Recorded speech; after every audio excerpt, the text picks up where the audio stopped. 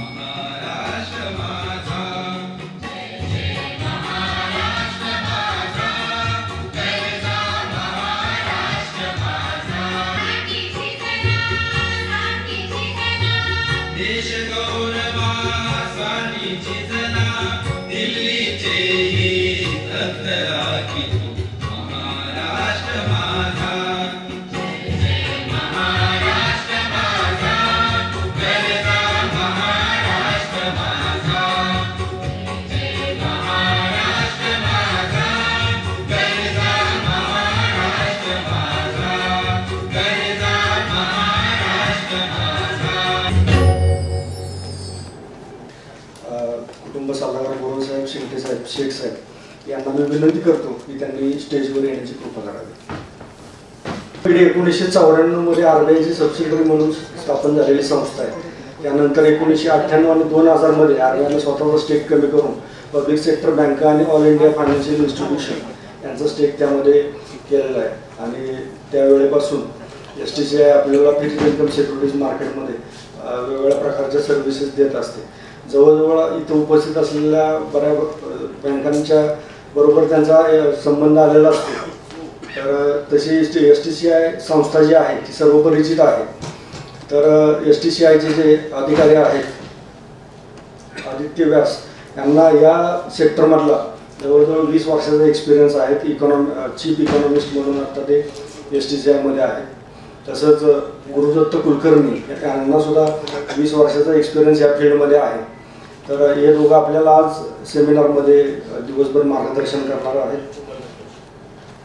जर आपण आजचा अजेंडा पाहिला तर 11 वाजता बरोबर आपलं सेमिनार सुरू होईल प्रज्वलनानं करावं।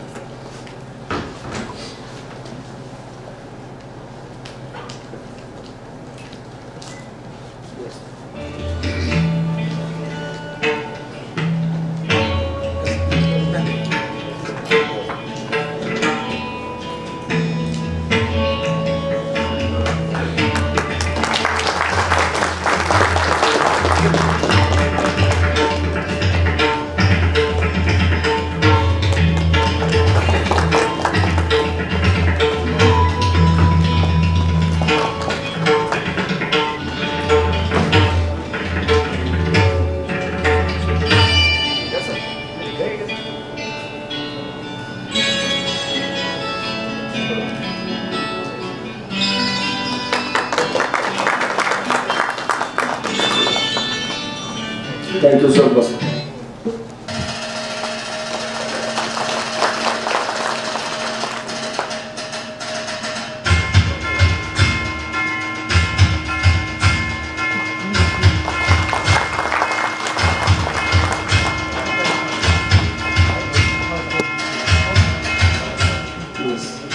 यानंतर Gurudatt Kulkarni associated vice president STCI यांचा सत्कार गुरुसाहेबांनी करावा असे मी त्यांना विनंती करतो.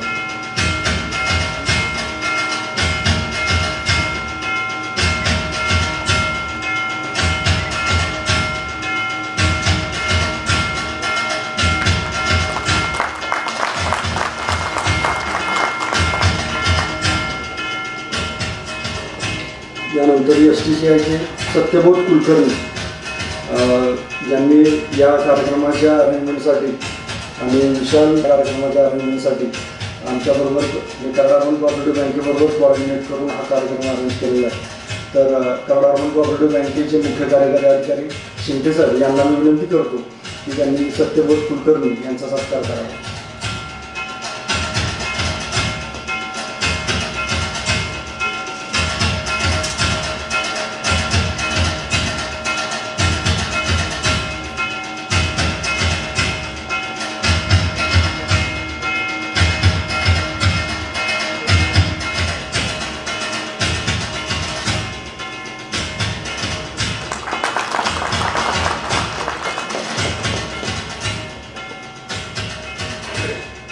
STCIचे विशाल मांढरे यांचा सत्कार Karad urban cooperative bank treasury विभागाचे महाव्यवस्थापक शेख साहेबांनी करावा असं मी त्यांना विनंती करतो.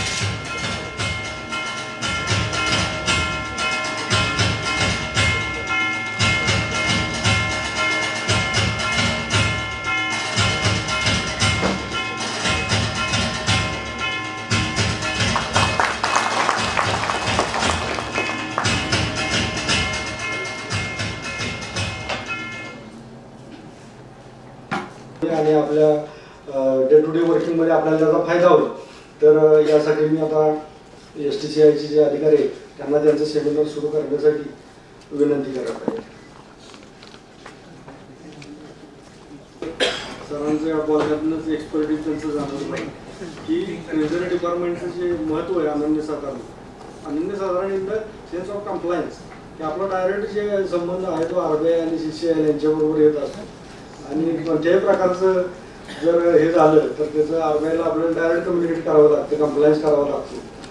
आणि गुरुसाहेबांना सांगायला तर ट्रेझरी डिपार्टमेंटवर त्यांचं खूप बारीक लक्ष असतं पहिल्यापासून की ट्रेझरी डिपार्टमेंटमध्ये छोटे छोटे डेली ट्रेड असतील किंवा फॉरेन लेंडिंग असेल, फंड पोझिशन असेल, याचं डेली रिपोर्टिंग साहेबांना असतं. आणि त्या दृष्टीने साहेबांचं सुद्धा खूप बारीक लक्ष असतं या सर्व गोष्टींच्याकडे. आणि इंडस्ट्री ॲज होल जर बँकिंग इंडस्ट्री बघितलं सर तर ट्रेझरी डिपार्टमेंटमध्ये काम करणाऱ्या लोकांची संख्या हार्डली 1% आहे. त्याला साहेबांनी टच केला की HR अँगल जो आहे की यामध्ये एवढ्या 1% लोकांच्यावर एवढी मोठी जबाबदारी या ठिकाणी दिलेली असते.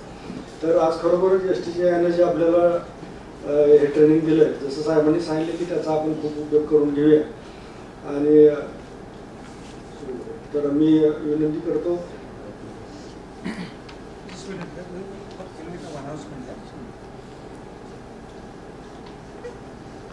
आजचा ट्रेनिंग प्रोग्राम आहे तो आमच्या स्टाफ ट्रेनिंग सेंटर मार्फत आहे की सर गव्हर्नमेंट रिकग्नाइज्ड आहे. ऑल पार्टनरशिप मुंबई यांच्या संयुक्त विद्यमाने आज आपण मॉनिटरी मनी मार्केट आणि फिक्स्ड इन्कम मार्केट या विषयावर एक वर्कशॉप आयोजित केलेला आहे. या वर्कशॉपसाठी सातारा, सांगली, कोल्हापूर, सोलापूर, पुणे जिल्ह्यातून बँकांचे CEOs, वरिष्ठ अधिकारी उपस्थित राहिले. याबद्दल मी बँकेच्या आणि STCIच्या वतीनं सर्वांचं हार्दिक आभार मानतो. आणि आजचा जो विषय आहे तो आज जर पाहायला गेलं तर इंटरेस्ट रेट सायकल ही पूर्णपणे चेंज झालेली आहे. आणि इथून पुढे प्रश्न आहे, काही ठिकाणी तर बँकांचे फिक्स डिपॉझिट किंवा ज्या ज्या ठिकाणी इन्व्हेस्टमेंट आहेत ते एक्सपोजर फिट झालेले. तर आज या विषयावर आणि यापुढील जे काही विषय असतील किंवा यापुढे मार्केटमध्ये इन्व्हायरमेंट काय असेल याविषयी इकॉनॉमिक रिसर्च म्हणून आदित्य व्यास आणि गुरुदत्त कुलकर्णी, सत्यबोध कुलकर्णी आणि विशाल मांढरे आज उपस्थित झालेले. ॲक्च्युली ही कल्पना मुंबईच्या वेळेला आमची मीटिंग झाली त्यावेळेला त्यांच्याकडनं एक त्यांनी मानस व्यक्त केला की अशा पद्धतीचा आम्हाला एक वेस्टर्न महाराष्ट्रामध्ये आम्हाला एक सेमिनार करायचा आहे. आणि ही संकल्पना मी आमचे गुरुवर्य आणि कराड अर्बन बँकेचे प्रिन्सिपल ॲडवायझर CA गुरव साहेब आणि CO शिंगटे साहेब यांच्याशी व्यक्त केली, तर त्यानंतर त्यांनी या कल्पनेस लगेच मान्यता दिली आणि मान्यता देऊन ही सगळी अरेंजमेंट पूर्ण केली. गुरव साहेबांचं जर सांगायचं झालं तर या क्षेत्रासाठी म्हणजे सोशल वेलफेअरमध्ये कोणतेही विषय असू दे, फायनान्शियल असू दे किंवा इंटेलेक्च्युअल लेवलला कोणतेही विषय असू देत, या विषयावर नेहमीच ते अशा पद्धतीचे सेमिनार कंडक्ट करण्यासाठी किंवा सेमिनारमध्ये व्याख्यान देण्यासाठी ते नेहमीच इच्छुक असतात. आणि आपल्याबरोबर सगळ्यांना जे घेऊन जाण्याची त्यांचा एक नेहमी मानस असतो, तो मानस आज आपल्याला दिसतोय. त्याने लगेच मान्यता देऊन आमच्याशी कम्युनिकेट झाले. STCIचे सत्यबोध आणि विशाल सर या ठिकाणी आले आणि या ठिकाणी त्यांनी एकदा पाहणी केली. त्यांना सातारा, सांगली, कोल्हापूर, सोलापूरमध्ये एक सेंटर प्लेस म्हणून कराडची निवड केली आणि या ठिकाणी आज हा कार्यक्रम आपण आयोजित करतोय. मित्र आजचा जो विषय आहे तो फिक्स इन्कम, मनी मार्केट किंवा इन्व्हेस्टमेंट या विषयावर आपण आहे. बॅलन्स शीटमध्ये जी काय सेकंड लार्जेस्ट ॲसेट म्हणून जे बघितली जाते ती इन्व्हेस्टमेंट आहे. आणि इन्व्हेस्टमेंट सुरू कधी होतं तर बँकेत किंवा संस्थेत ज्या वेळेला डिपॉझिट येते त्याचं कर्ज वितरणापर्यंत जो काही एक पिरियड असतो त्यामध्ये हे ड्युरेशन असते. या ड्युरेशनमध्ये जे काही फंड्स आपल्याकडे आलेले असतात ते पार्किंग करायची व्यवस्था ही इन्व्हेस्टमेंट डिपार्टमेंटवर असते. बँकेचा CD रेशो आणि ID रेशो नेहमी बघितला जातो. CD रेशो जर कमी असेल तर प्रेशर इन्व्हेस्टमेंटवर असतं आणि सेकंड लार्जेस्ट ॲसेट म्हणून त्याकडे पाहण्याचा दृष्टिकोन सुद्धा लोकांचा वेगवेगळ्या पद्धतीने असतो. आजची रेट इंटरेस्ट सायकल जर बघितली तर इंटरेस्ट सायकल हे रिझर्व्ह बँक ऑफ इंडियाने आपल्या मॉनिटरी पॉलिसीमध्ये रेट कट केलेले आहेत, परत CRR मध्ये कट केलेलं आहे. तर आज सिच्युएशन असं आहे की बँकेचे कासा डिपॉझिट कमी होत चाललेलं आहे. ते आज जे काही इन्व्हेस्टर असतील ते पार्किंग इतर ठिकाणी करतात. त्यामुळे बँकेच्या स्प्रेडमध्ये एक प्रेशर निर्माण झालेला आहे आणि या प्रेशरमध्ये बँकेचा त्याचा परिणाम हा प्रॉफिटवर झालेला आहे. तर हा परिणाम प्रॉफिट होतो आणि ह्या इंटरेस्ट रेट सायकलमध्ये आपण कुठे आहे किंवा काय कुठल्या पद्धतीनं कोणते प्रोडक्ट कोणते ॲव्हेन्यूज आपण वापरावे यासाठी हा सेमिनार आपण आज कंडक्ट केलेला आहे. तर सर्वांनी एक विनंती करतो की ह्याच्यात जास्तीत जास्त सहभाग घेऊन क्वेश्चन आन्सर जे काही असतील किंवा ज्या काही अडचणी तुम्हाला असतील तर आज तुम्ही या प्रेझेंटेशनमध्ये विचारावेत. कारण फायनान्शियल मार्केटमध्ये ज्या वेळेला नेहमी काम करताना फायनान्शियल मार्केटचा सूर्य म्हणजे डॉलर असतो. तो कुठं उगवतो आणि कुठं वळतो याच्यावर बरेचसे घटक अवलंबून असतात. त्याच पद्धतीने अफेक्ट करणारा दुसरा घटक म्हणजे ऑइल. ऑइल हे समुद्रासारखं असते, त्या समुद्राला ओहोटी आहे का वरती आहे ही सुद्धा पाण्याचं काम असतं. म्हणजे हे अफेक्ट करणारे घटक आहेत. इकॉनॉमिक इंडिकेटर काय याविषयी आपल्याला पूर्ण नॉलेज असते देणार आहे. त्याचा सगळ्यांनी आनंद घ्यावा ही विनंती करतो. क्वेश्चन आपल्याकडनं जास्तीत जास्त यावेत हे आमची अपेक्षा आहे आणि या अपेक्षा आणि हा कार्यक्रम एन्जॉय करावा इतकं बोलून मी थांबतो. जय हिंद, जय Maharashtra.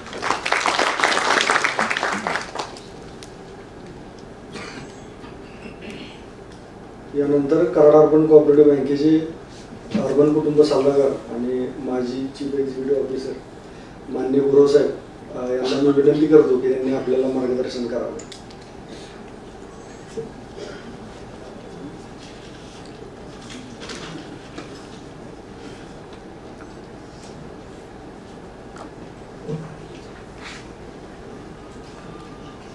Good morning, everyone.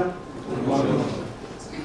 At the outset, I wish to all of you happy and blissful Ganesh festival.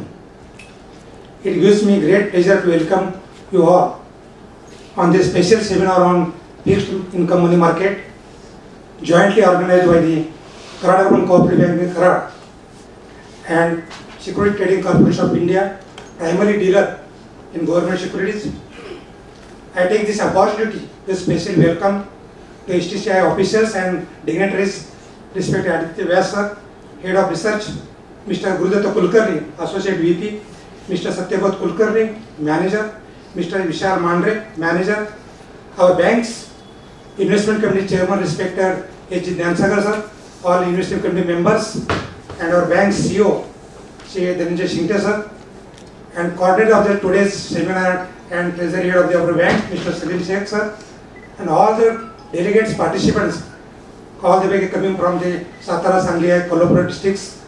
Once again, welcome all of you.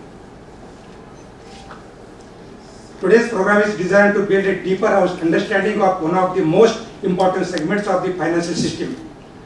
Fixed income security not only serve as a key investment avenue, but also play a vital role in providing stability, liquidity, and long-term funding for governments, corporations, and financial institutions.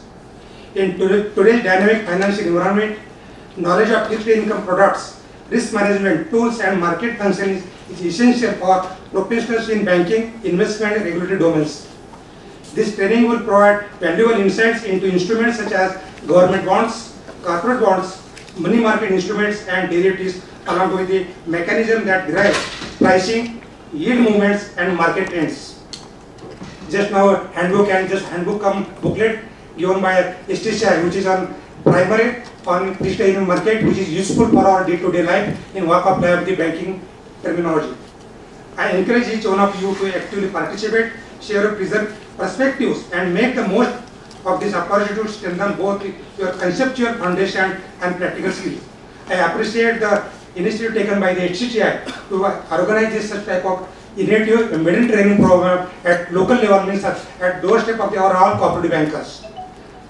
With that, let me once again welcome all you, and I wish program great success. In addition to that, being all from the corporate sector, everybody knows with the Marathi language, and every heart-to-heart language, Marathi language, that I say few words in Marathi. That's when our Salim Sheikh started that balance sheet side.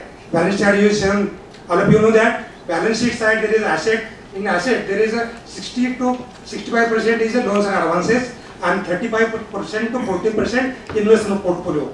In the invest portfolio, you are shown only financial aspect, but you are not shown HR balance sheet. If you have seen the HR balance sheet, consider the HR balance sheet. In that HR balance sheet, manpower allocated for the other assets is near about 99%, and for investment purpose only 1%. What is the value of the HR? That HR value is for treasury department is most important. Risk involved and day-to-day changes in that market, that you have to give practical training and exact training for the all treasury department people. That's why you organize that training program for all treasury department people. That you are the most important pillar of your cooperative banks and credit institutions. So people take benefit of their today's seminar for your purpose, for your bank purpose, for institution to grow and save from all the financial instability. So once again I welcome you and thanks. कार्यक्रम सुरू करायचा प्रेझेंटेशनवर आपण येतोच आहोत, पण पहिल्यांदा Karad urban cooperative बँकेचे सर्व सहकारी Gurav sir, Shinde sir, Shaikh sir या सगळ्या लोकांचे विशेष करून आभार. कारण गणपतीच्या ऐन दिवसामध्ये इतका सुंदरपणे सगळं आयोजन केलं आणि आतिथ्यही अतिशय सुंदर केलं. तर आमच्या वतीने आम्ही मुंबईहून सरांसाठी आणि शेख सरांसाठी काही छोटीशी उपहार वस्तू आणली आहे. तर मी गुरु सरांना विनंती करतो की आधी तो उपचार आपण पूर्ण करून घेऊ. ते गुरव सरांनी इंग्रजीत भाषण केल्यावर मला दडपण आलं.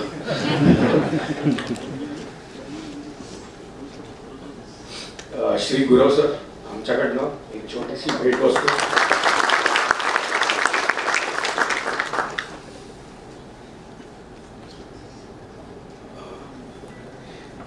मुंबईच्या मराठीत प्रिन्सिपल ऍडवायझरच म्हणतात, मुख्य सल्लागार म्हणतात. श्री शिंदे सर, मुख्य कार्यकारी अधिकारी, यालाही मुंबईच्या मराठीत CEO म्हणतात.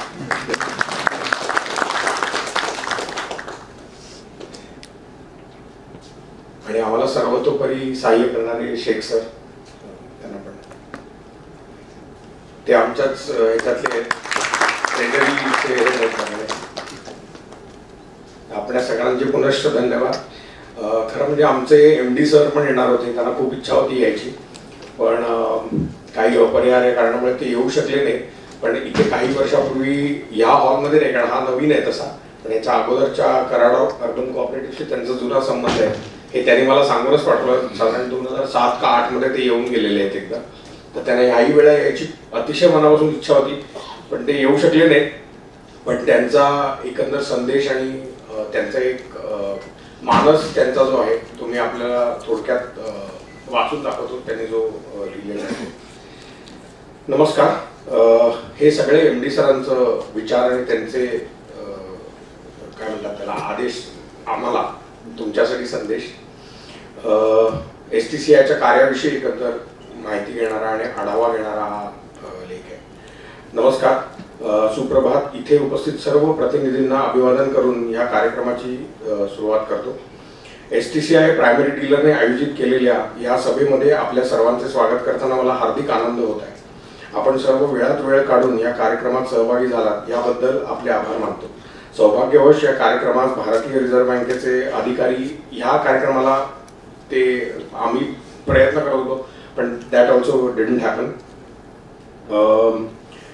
सर्वप्रथम STCI प्रायमरी डीलर या संस्थेविषयी थोडीशी पार्श्वभूमी. ही प्रायमरी डीलर STCI फायनान्स या संस्थेच्या संपूर्ण मालकीची आहे. आता झालेली आहे. पूर्वी जसं शेख सर म्हणले RBIचा याच्यामध्ये बराचसा होल्डिंग होतं याच्यामध्ये, पण ते नंतर कमी झालं. आता संपूर्णपणे ती STCI फायनान्सच्या मालकीची आहे. होल्ली ओन्ड सबसिडरी ज्याला म्हणतात. सर्वप्रथम भारतीय रिझर्व्ह बँकेने स्थापन केलेली भारतातील पहिली प्रायमरी डीलर आहे. 1993 साली याचं प्रपोजल RBIला दिलं होतं आणि तेव्हापासून म्हणजे त्याच्यानंतर मला वाटतं 96 साली सगळं ते हे आलं. 96 साली स्थापन झाली. 2000 सालामध्ये PDला वेगळं करून एक निराळी कंपनी स्थापन केली की फक्त PDचा व्यवसाय करू लागली, फक्त प्रायमरी डीलरशिप करू लागली. प्रायमरी डीलरशिपचे फंक्शन्स काय आहेत वगैरे बऱ्याच लोकांना माहिती असतील आणि आम्ही प्रेझेंटेशनमध्ये ते त्याचा आढावा घेऊया काही. जी होल्डिंग कंपनी होती ती कर्ज देणे आणि विशेष करून घाऊक कर्जाचा म्हणजे होलसेल डेट मार्केट या व्यवसायात काम करत होती. PDची संकल्पना ही सरकारी कर्ज म्हणजे GSEC आणि बाजार लिलाव ऑप्शन्स, बेसिकली मार्केट ऑप्शन्स, ह्या प्रामुख्याने फार उपयुक्त आहे. त्यावेळी आणि आजही GSEC, SDL, T-bill या साधनांमध्ये विविधता, चैतन्य म्हणजे व्हायब्रन्सी आणणं त्या मार्केटला आणि खोली, डेप्थ म्हणजे तुम्हाला आता आज तुमच्यापैकी बरेच लोक NDS वापरत असतील तर त्याच्यामध्ये तुम्हाला कळेलच की सिक्युरिटीज किती लिक्विडली ट्रेड होतात. म्हणजे जरी खूप जास्त प्रमाण नसलं त्यांचं तरी बऱ्यापैकी लिक्विडली तुम्ही बिड ऑफर लावू शकता. आणण्यासाठी PD संकल्पनेचा खूप उपयोग होत आहे. PDना देखील भारतीय रिझर्व्ह बँकेचे नियम बंधनकारक आहेत अर्थातच, कारण त्याचा जन्मच RBI मध्ये झालेला आहे. त्यामुळे त्याचं रेग्युलेटरी ओव्हरसाईट जे असते, सुपरवायझरी फंक्शन जे आहे ते RBI कडे. अंडर रायटिंग ऑप्शनसाठी किमान उलाढाल प्रमाण म्हणजे त्याला हे अतिरिक्त मराठीत लिहिलेले आहे पण मिनिमम टर्नओव्हर रेशिओ बेसिकली तो RBIला एक आमचा परफॉर्मन्स ऍक्टिव्हिटी कशी झालेली आहे त्याचा प्रूफ म्हणून आम्हाला दरवर्षी द्यावा लागतो. क्वार्टरली पण कधी कधी द्यावा लागतो. याबाबत PD रिझर्व्ह बँकेच्या नियमांना वचनबद्ध आहेत. यामुळे एकंदर दुय्यम बाजारात म्हणजे सेकंडरी मार्केटमध्ये किमती शोधण्याच्या म्हणजे प्राइस डिस्कव्हरीसाठी त्रास होत नाही व बाजारात खोली व घनता आणि लिक्विडिटी राहते व पारदर्शकता सगळ्यात महत्वाची गोष्ट म्हणजे राहते. कारण ते सगळं फंक्शनच असं केलेलं आहे की PDs त्या घेतात आणि सेकंडरी मार्केटमध्ये डिस्ट्रीब्यूट करतात. तर त्यांचं लायसन्सिंग डायरेक्टली RBI बरोबर होतं सरळ. ही PDची यंत्रणा आता 27 वर्षापूर्वी, आता तर जास्त झाली, 30 वर्षापासून अविरत कार्य करत आहे. या कालावधीत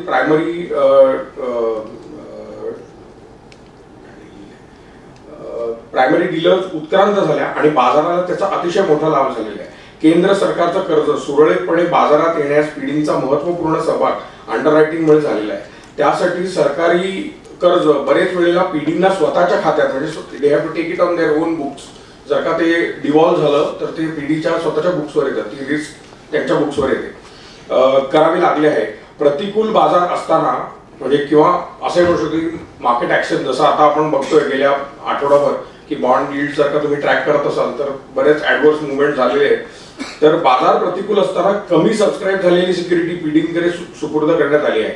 यामुळे बाजार तरल राहून म्हणजे लिक्विडिटी तशीच राहिलेली आहे. कारण त्याचं सबस्क्रायबर असल्यामुळे PD हा डिफॉल्ट सबस्क्रायबर असल्यामुळे लिक्विडिटीवर कुठेही परिणाम झाला नाही, जरी बाजार तेवढा सोयीचा नसला तरी सुद्धा.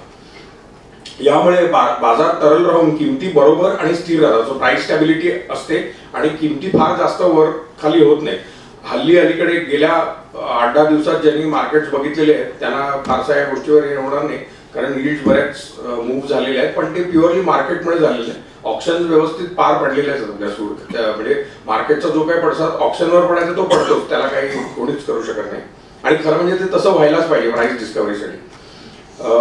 ह्यामुळे बाजार तरल राहून किमती बरोबर आणि स्थिर राहण्यात मदत झाली आहे. दुय्यम बाजारातही तरलता राखण्यात आणि तरलता म्हणजे लिक्विडिटी राखण्यात आणि प्राइस डिस्कव्हरीमध्ये सुयोग्य कार्यभार पिढींनी उचललेला आहे. ह्या कारणामुळे जीसेक मार्केटची घनता ही साधारणपणे आता साधारण 50,000 कोटीची आहे. ती 20-22,000 कोटीपासून आता 50,000 कोटीच्या आसपास आहे. या कालावधीमध्ये एसटीसीआय पीडी एक सशक्त संस्था म्हणून उदयास आली आहे. आम्ही सर्व मार्केट्स आणि लायबिलिटी प्रोडक्ट्समध्ये व्यवहार करतो.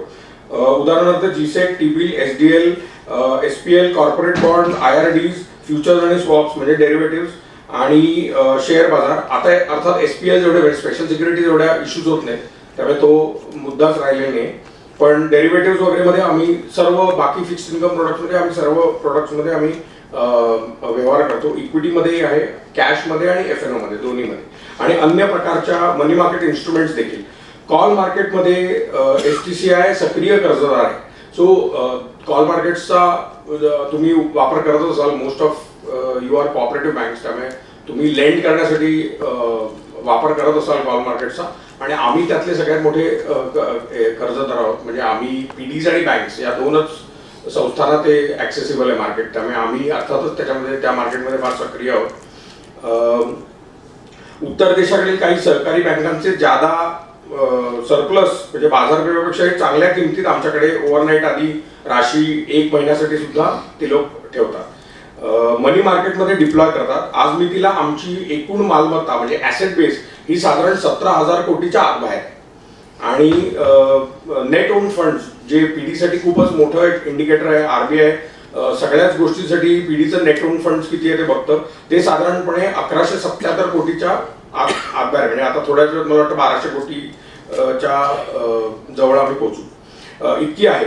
तर एकूण उलाढाल आणि काही लाख कोटींच्या आसपास असताना एसटीसीआय पीडी विशेष करून सहकारी बँकांच्या गरजा पूर्ण करण्यात आघाडीवर आहे. यामध्ये प्रामुख्याने राज्य सहकारी, अर्बन सहकारी आणि जिल्हा सहकारी म्हणजे डिस्ट्रिक्ट सेंट्रल कोऑपरेटिव्ह बँक आणि ग्रामीण सहकारी बँका राष्ट्रीय पातळीवर आमच्याबरोबर व्यवहार करतात. आमच्या सर्व क्षमता निधी हाताळण्याच्या आणि सिक्युरिटी संपूर्ण भारताच्या व्यवहार करण्याची आमच्याकडे क्षमता आहे. आमच्या ब्रांचेस ज्या आहेत त्या मुंबई, दिल्ली, कलकत्ता, बँगलोर आणि चेन्नई अशा 5 ठिकाणी आहेत. त्यामुळे हे जर सेक्टर्स पकडले तर जवळजवळ सगळा भारतवर्ष कव्हर आजही करतोय आणि याच्यापेक्षा जास्त आता करण्याची आमची इच्छा आहे. आम्ही सातत्याने आमच्याबरोबर व्यवहार करणाऱ्या कंपन्यांसाठी ऍसेट आणि लायबिलिटीजच्या संदर्भात संवाद साधत असतो. ज्याचा परिपाक म्हणजे हा असे कार्यक्रम आम्ही वेळोवेळी करतच असतो. आणखीनही म्हणजे विशाल सर आणि सत्या सर आणि गुरु सर हे त्यांच्या ऑफिसच्या वैयक्तिक कपॅसिटीमध्ये सुद्धा लोकांशी नेहमी संवाद साधतच असतात. यासाठी लागणारी यंत्रणा आमच्याकडे सज्ज आहे. मुंबईत आणि दिल्ली, कलकत्ता, बँगलोर या शहरांमध्ये आमच्या ऑफिसेसमध्ये सर्व माहिती आणि कार्यासंबंधीचं सर्व मदत उपलब्ध आहे. तुम्ही कुठेही कॉन्टॅक्ट करू शकता. अर्थातच इथे कराडमध्ये असल्यामुळे मुंबई सगळ्यात सोयीची आणि जवळची आहे. मॅक्रो इकॉनॉमिक इन्फॉर्मेशन म्हणजे माझं जे काम आहे, अर्थशास्त्रीय माहिती आहे सगळी, ती सुद्धा आमच्या रिपोर्ट्सवर, आमच्या साईटवर नित्य उपलब्ध असते आणि ती कायम अपडेट होत असते. सो जे नवीन घडामोडी होतात, जसं काल आता जीडीपी आला, तर त्याचं जे काही विश्लेषण अनालिसिस आहे ते आमच्याकडे लगेच उपलब्ध होत असतं आमच्या साईटवर. तर त्याचाही तुम्ही पुरेपूर उपयोग करून घ्यावा. रिझर्व्ह बँक मॉनिटरी पॉलिसी संदर्भात केलेलं आणि इतरही सर्व राष्ट्रीय अर्थव्यवस्थेविषयी असलेले आमची मतं आणि अपेक्षा आम्ही विविध माध्यमातून जाहीर करत असतो. ब्लूमबर्ग, रॉयटर्स ज्यांच्याकडून कोणाकडे असेल, आपले इन्फोसिस वगैरे इकडचे जे न्यूज वेंडर्स आहेत त्यांच्याकडे असते. बरेचदा पेपरामध्येही आम्ही इंटरव्ह्यू सर्व्हेज देत असतो, करत असतो. यामुळे आमच्याबरोबर व्यवहार करणाऱ्या सर्व संस्थांमध्ये एक प्रकारची सजगता निर्माण होते आणि स्थायी रूपात असलेल्या मूलभूत अर्थशास्त्रीय तत्वांवर निवेश आधारित म्हणजे इन्व्हेस्टमेंट, जसं शेख सर म्हणले की त्या आधाराने तुम्ही मग विचार करून तुमच्या मताप्रमाणे जे काही योग्य वाटत असेल ते निर्णय घेऊ शकता. थोडक्यात सांगायचं तर आम्ही प्रथम लिलावात प्रायमरी ऑप्शन्समध्ये, कारण that is our bread and butter, मध्ये घाऊक सिक्युरिटीज घेऊन होलसेल प्रमाणावर घेऊन एकंदर मागणीचा अंदाज बांधून त्याप्रमाणे सिक्युरिटीजचं वाटप करत असतो. हे क्लायंट ग्राहकांच्या गरजेप्रमाणे आम्ही क्लायंट्स किंवा ग्राहकांच्या त्यांची जशी गरज, क्लायंट बिड्स पण आमच्याकडे येत असतात, त्यामुळे त्यांची जशी गरज असेल तसं आम्ही करत असतो. कुठच्याही पक्षपाताशिवाय आम्ही आज जवळजवळ 28-29 वर्ष या प्रकारचे कार्य करत असल्यामुळे आमच्या क्लायंटचा आमच्यावर विश्वास निर्माण झालाय. क्लायंटची प्रगती हा आमच्या समोर ठेवलेले ध्येयच आहे व त्याकरता लागण्याची सर्व व्यवस्था आमच्याकडे सज्ज आहे. या सर्वांमुळे आमच्या आणि आमच्या सर्व ग्राहकांमध्ये पारदर्शकता, विश्वासार्हता आणि आदरभाव निर्माण झालेला आहे. हे सर्व आमच्या अविचलित ग्राहक वर्गाशिवाय अर्थातच शक्य झालं नसतं. आपणा सर्वांचे यासाठी मनापासून आभार आणि आमच्यावर विश्वास ठेवल्याबद्दल धन्यवाद. आपण या सभेस उपस्थित राहिल्याबद्दल आभार.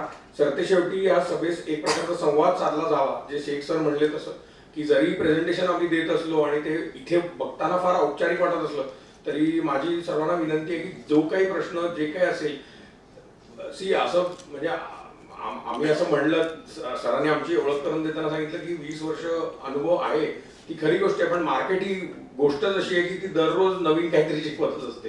त्यामुळे असं काही म्हणजे ज्याला जे कळेल, ज्याला जे शंका येईल ते आम्हाला सुद्धा बरेचदा कळत नाही.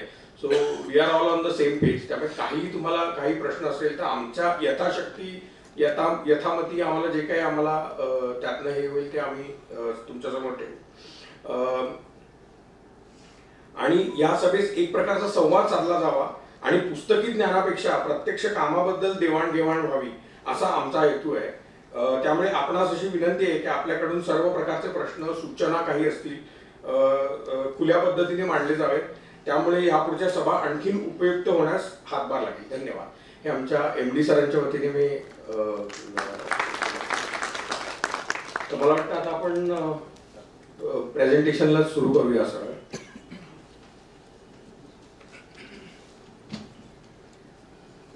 बसले त्यांना विनंती करतो की त्यांनी पुढे जागा आहे फर्स्ट आणि सेकंड लाईनला पुढे यावं.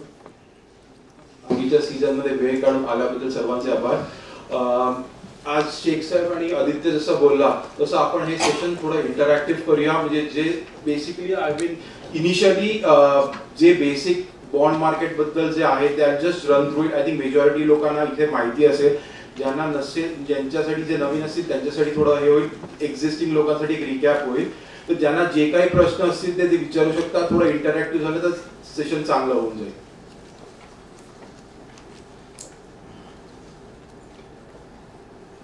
हे आता बेसिक स्ट्रक्चरचं प्रेझेंटेशन आहे.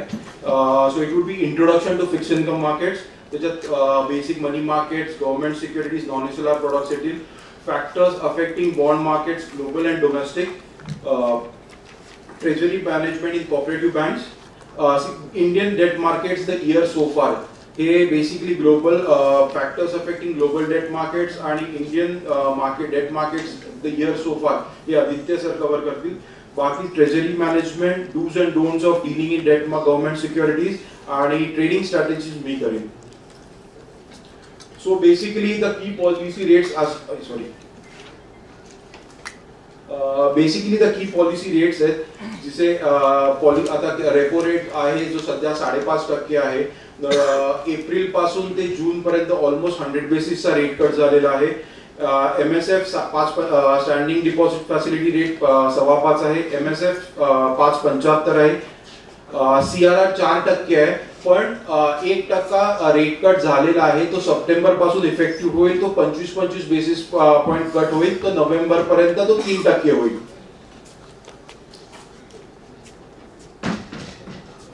So basic introduction to fixed income markets. This is overall overview of the fixed income products. Money market products आहेत, GSEC आहे, corporate bonds आहेत आणि fixed income derivatives आहेत. So money markets मध्ये तुमच्याकडे कॉल, टर्म, नोटीस मनी आहे. त्याच्यात market chromes आहे, OTC रेपो आहे, ट्रेप्स आहे, T-bills आहेत, शॉर्ट आणि CMBs आहेत, CPs आणि CDs आहेत. जीसेक मार्केट्स मध्ये government securities fixed and floating markets आहेत, स्टेट गव्हर्नमेंट सिक्युरिटीज आहेत, उदय आहे, इन्फ्लेशन इंडेक्स बॉन्ड आहेत. ते सध्या आजकाल नाही आहेत, अगोदर इश्यू व्हायचे, आता ते इश्यू होत नाहीत. स्ट्रिप्स आहेत आणि व्हेन इश्यूड सिक्युरिटीज आहेत. कॉर्पोरेट बॉन्ड्स मध्ये फिक्स्ड इन्कम बॉन्ड्स आहेत, फ्लोटिंग रेट बॉन्ड्स आहेत, झिरो कुपन बॉन्ड्स आहेत, पुट कॉल बॉन्ड्स आहेत, हायब्रिड स्ट्रक्चर बॉन्ड्स आहेत, मसाला बॉन्ड्स आहेत. फिक्स्ड इन्कम डेरिव्हेटिव्हज मध्ये ओव्हरनाइट इंटरेस्ट रेट स्वॉप्स आहेत, इंटरेस्ट रेट फ्युचर्स आणि इंटरेस्ट रेट ऑप्शन्स आहेत. सो मनी मार्केट प्रोडक्ट्स मध्ये basically call term, call notice term, I think सगळे इकडे बसलेले सगळेजण आय थिंक ह्याच्यात सगळ्यांना माहिती असेल, कारण का ते डे टू डे ऍक्टिव्हिटी मध्ये कॉल टर्म मध्ये आपण रेग्युलर बेसिसवर ट्रेडिंग करत असाल. सो बेसिकली कॉल मार्केट जे आहे ते वन डे साठी तुम्ही जे पैसे लेंड करता ते कॉल मध्ये येतो, ओव्हरनाईट साठी. तर नोटीस मध्ये एक दिवसाच्या वर ते 15 दिवसापर्यंत जे तुम्ही पैसे लेंड करता ते नोटीस मध्ये होतं. आणि टर्म मनी मध्ये तुम्ही 15 दिवसापासून ते 1 वर्षापर्यंत जे तुम्ही लेंडिंग करता ते टर्म डिपॉझिट मध्ये होतं. So basically interest is calculated on the amount borrowed into number of days into interest rate divided by 365. ह्याच्यात actual by 365 च्या हिशोबाने कॅल्क्युलेशन होतं.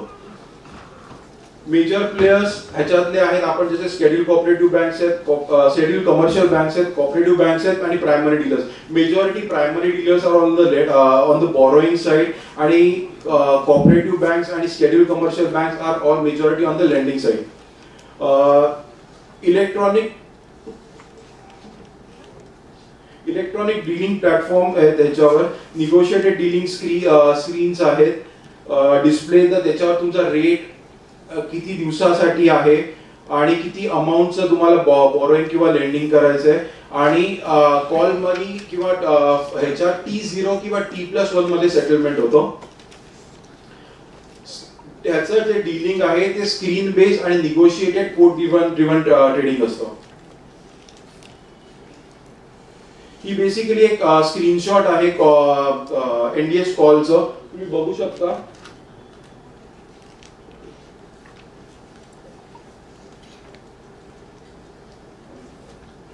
पॉइंटर आहे, पॉइंटर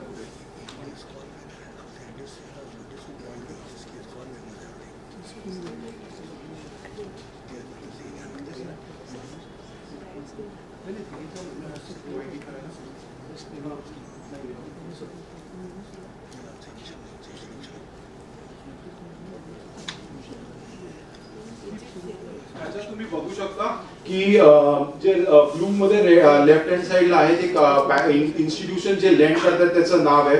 हा बॉरोवर आणि लेंडर आहे. तर बॉरोवरचा त्या काउंटर पार्टी समोर कोट आहे ज्याच्यात त्यांनी एका 95,570,00,000 ला ओव्हरनाईट साठी हे केलेलं आहे. समोर त्याला काउंटर मिळालेला आहे 95,575,00,000 ओव्हरनाईट साठी. सो बेसिकली हे निगोशिएटेड ट्रेडिंग सारखं असतं आणि मग ते ट्रेड एक्झिक्यूट होतात आज ह्याच्यावर screen based. Short term rate सध्या जे चालू आहे ते 4.90 ते 5.65 पर्यंत कॉल मध्ये आहे. नोटीस 5 ते 5.65 पर्यंत आहे आणि टर्म मध्ये जे 15 दिवसाच्या वरती आहे ते अराउंड 5.40 ते 5.85 पर्यंत आहे. आता सगळ्यांना बेसिकली अगोदर OTC वर होऊन कॉल ट्रेड्स व्हायचे, पण आता 1 एप्रिल 21 पासून आता RBI compulsory screen based trading compulsory केलेलं आहे. त्यामुळे प्रत्येकाला कॉल NDS कॉल मेंबरशिप घेणं गरजेचं आहे.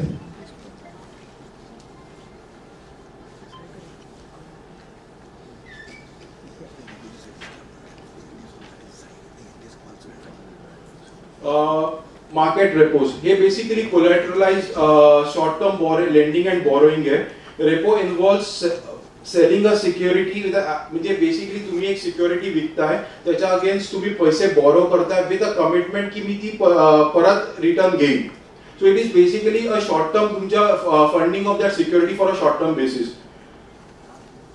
आणि रिव्हर्स रेपो उलट असतं, तुम्ही पैसे लेंड करता आणि ती सिक्युरिटी बॉरो करता. बेसिकली हा रेपो जो आहे ना ते युजली शॉर्ट ट्रेडर्स जे असतात ते त्यांची पोझिशन कव्हर करण्यासाठी हे रिव्हर्स रेपो वापरतात. ते पैसे देऊन तुमची सिक्युरिटी घेतात आणि मग सीसीआयला देऊन तुमची शॉर्ट पोझिशन्स कव्हर करतात. So they keep rolling on a rolling basis till the short position is covered. So majorly this reverse repo is, हे जे रिव्हर्स रेपो फंक्शन हे युजली शॉर्ट ट्रेडर्स वापरतात आणि त्याच्यात जर काय वेळेला जर बेसिकली सिक्युरिटीचा सप्लाय कमी असेल तर लोक शॉर्ट ट्रॅपिंग करून सुद्धा रेट्स खाली तुम्हाला स्वस्तामध्ये पैसे मिळतात.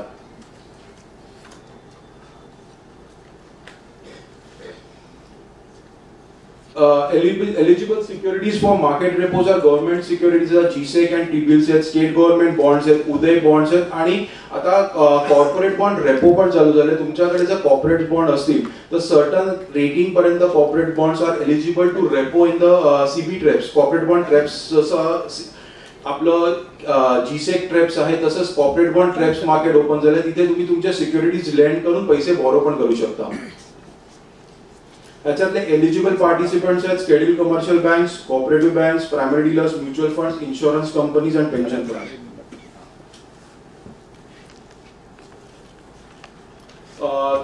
क्रोम्स जे आहे हे बेसिकली सिमिलर टू ट्रेप्स हे सीसीआय सेटलमेंट एजन्सी आहे. तर dealing basically CCI act as, ह्याच्यात सीसीआय काउंटर पार्टी असते. ट्रेप्स मध्ये तुम्हाला माहिती असेल तुम्ही कोणाकडनं ओटीसी मध्ये घेऊन तुम्ही एक्सचेंजवर सेटल करू शकता. ह्याच्यात तुम्ही डायरेक्टली स्क्रीनवर टाकलं की ऑटो सेटल होते. सो बेसिकली सिक्युरिटी तुमच्याकडनं सीसीआय ला जाते, सीसीआय कडनं पैसे तुम्हाला येतात. जसं तुम्ही जीसेक ट्रेडिंग करता, CCI is a central counter party similar to this एक तुमच्या कॉल मनीसाठी आहे. So basically clearing repo order matching system आहे, त्याला क्रोम्स म्हणतात. सो त्याच्यात तुम्हाला ऑप्शन्स येतात. तुम्ही बास्केट करू शकता किंवा सिंगल सिक्युरिटी करू शकता. म्हणजे बास्केट म्हणजे तुमच्याकडे 8-10 सिक्युरिटीज तुम्ही एकदा बास्केटमध्ये टाकून ते तुम्ही लेंड करून पैसे घेऊ शकता. किंवा तुम्ही जर पैसे लेंड केले तर तुम्हाला एक बास्केट बॉरो करू शकता. किंवा तुम्हाला स्पेसिफिक सिक्युरिटी हवी असेल, तर समजा 10 इयर शॉर्ट झाला असेल की तुम्हाला 10 इयर तुम्हाला शॉर्ट करून कव्हर करायचं असेल तर तुम्ही तो स्पेसिफिक सिक्युरिटी पण त्याच्यात घेऊ शकता.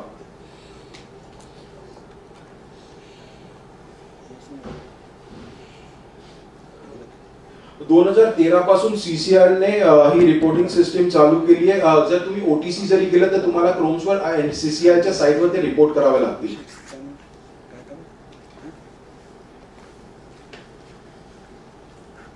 बेसिकली हे एक रेपो ट्रान्झॅक्शनचं एक एक्झाम्पल आहे. जर तुम्ही 100 कोटी 3 दिवसासाठी 6.30 ने ठेवलं, त्याच्यासमोर तुम्ही 182 दिवसाचा टी-बिल तुम्ही लेंड करता. So basically this is principal into rate of interest into number of days divided by 365. So 100 कोटी 6.30 चा रेट आहे.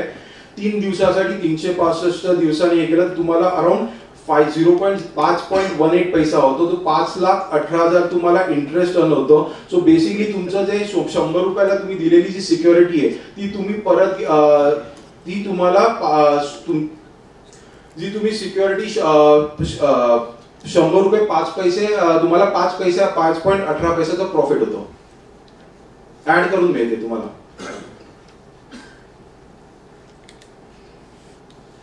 Treasury bills. So basically treasury bills are issued by central government for their short term management. So basically treasury bills जे असतात ते 91 days असतात, 182 days असतात आणि 364 days असतात. They are जे treasury bills आहेत ते RBI इश्यू करतो on behalf of government of India for their short term liquidity management. आणि these are issued at discount and redeemed at par. म्हणजे ते डिस्काउंट मध्ये इश्यू होतात आणि पार मध्ये रिडीम होतात. सेपरेट इंटरेस्ट ह्याच्यात भरला जात नाही. आणि दे क्वालिफाय फॉर SLR. ह्याचं एव्हरी वेनसडेला ऑप्शन होतं. सो बेसिकली आणि ह्याचं कॅलेंडर जे येतं एव्हरी क्वार्टरली कॅलेंडर इश्यू होतं की तुम्हाला 91 डेज मध्ये किती इश्यू होणार, 182 डेज मध्ये किती इश्यू होणार, 364 डेज मध्ये. सो गव्हर्नमेंट आपला कॅश बॅलन्स किंवा त्यांचं रिडम्पशन त्याच्याप्रमाणे ते इश्युअन्स त्यांचं व्हेरी करत राहतं. म्हणजे 3 मंथ्स मध्ये वाढवतं किंवा 3 मंथ्स मध्ये कमी करतं. सो बेसिकली त्यांच्या कॅश बॅलन्स प्रमाणे ते ऍडजस्ट करत राहतात. हे सेकंडरी मार्केट्स मध्ये ट्रेडेबल आहे आणि eligible for market repo and LAF. So तसंच बोलत हे बघा लास्ट 20 ऑगस्टचं जे होतं हे प्रायमरी ऑप्शनचे कट ऑफ आहेत. 3 मंथ्स मध्ये अराउंड 5.48 हाफच्या आसपास कट ऑफ आलेला आहे. 6 मंथ्स मध्ये अराउंड 750-758 च्या आसपास आहे आणि 1 इयर मध्ये अराउंड 560चा कट ऑफ आहे. कॅश मॅनेजमेंट बिल्स हे बेसिकली गव्हर्नमेंट इश्यू करतं for the short term cash management. त्यांना जर समजा कॅश शॉर्टफॉल झाला असेल किंवा काय ऍडजस्टमेंट्स असतील टुवर्ड्स द इयर एंड वगैरे, तर so basically for that cash management government of India issues this cash management bills. So basically the maximum tenure of this bills are 91 days, 3 महिन्याचे असतात. आणि हे तुमचे बाकीचे फीचर्स जे सगळे ते ट्रेजरी बिल्स सारखे असतात आणि they are use for monetary policy sterilization tool. Tradable असतात मार्केटमध्ये आणि तुम्ही रेपो आणि लॅक मध्ये पण करू शकता.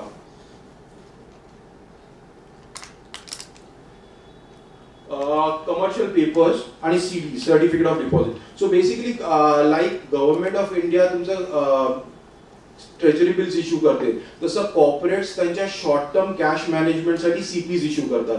तर त्यांना जर कॅश सरप्लस असेल, some CPs are against working capital, तर त्यांचं वर्किंग कॅपिटलचं लिमिट असेल बँकेमध्ये, पण ते समजा रेट ऑफ इंटरेस्ट हाय असेल, पण ती तिकडची लिमिट ब्लॉक करून ते मार्केटमधनं बोरो करतात ज्यांना जर स्वस्तात मिळत असेल. सो बेसिकली दोन ट्रायच असतात, अगेन्स्ट वर्किंग कॅपिटल किंवा ओपन असं. So basically this CPs are issued by corporates for their short term cash management.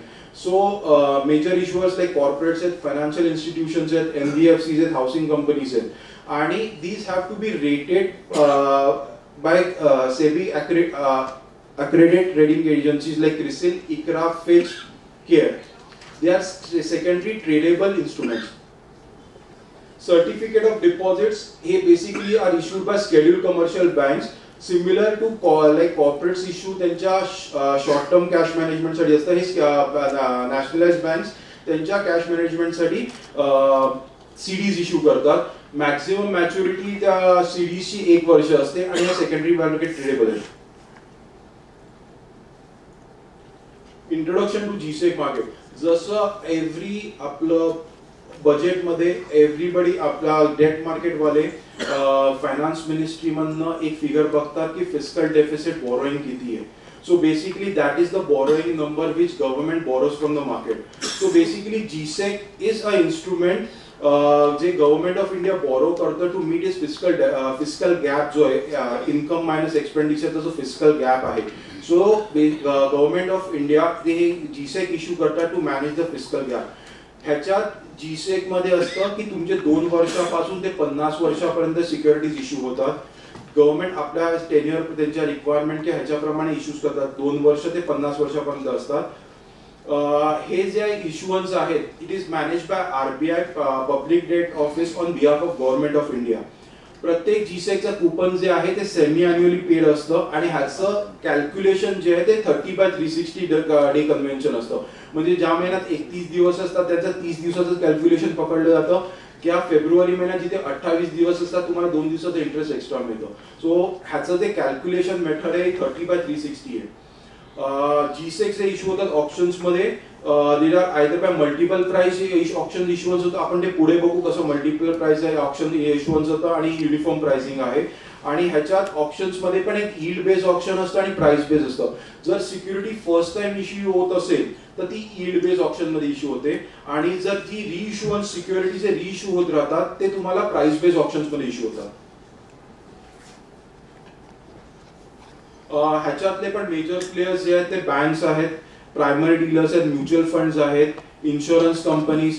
ह्याच्यात रिटायरमेंट म्हणजे EPFOs, NPS ट्रस्ट जे इन्व्हेस्टर्स आहेत ते लोक पण बऱ्यापैकी इन्व्हेस्ट करतात. कारण का as per the ministry of labour त्या EPFOs ना पण एक पॅटर्न आहे वेरिन त्यांना त्यांचं certain percentage of that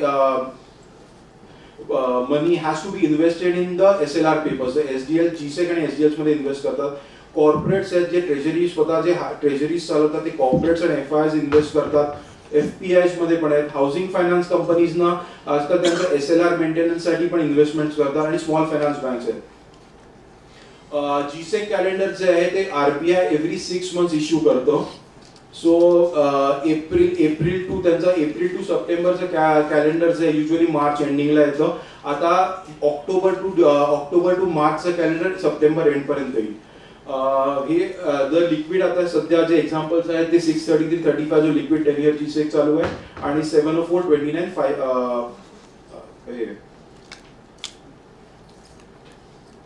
he I think majority ज्यांच्याकडे एनडीएस ओम असेल त्यांनी स्क्रीन बघितली असेल. ही एक एनडीएस ओमचा एक स्क्रीनशॉट आहे जिथे जीसेक आहे, सिक्युरिटी आहे, त्याचा मॅच्युरिटी डेट आहे, ही बिडिंग अमाऊंट किती आहे, बिड यील्ड आहे, बिडिंग प्राइस आहे, ऑफर प्राइस आहे, तसं म्हणजे त्याच्याप्रमाणे ते आहेत. आणि सिक्युरिटीज आहेत, लिक्विड काउंटर आहे, टोटल ट्रेडेड अमाऊंट किती आहे. सो बेसिकली मेजॉरिटीज आहे 10 year बेंचमार्क्स वगैरे असतात which are the most liquid traded papers.